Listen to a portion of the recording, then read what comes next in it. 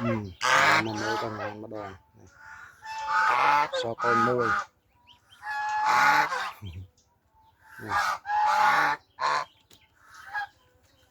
sao con về bị bay thì nó sạch xỉ lên như cháo không prey hay trong đời trong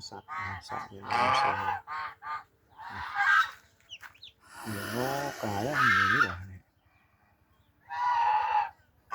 cái con với nó nè ini kia lên cháo này itu anh ta nói lên cháo mình sẽ cháo tam thâm chiết được rồi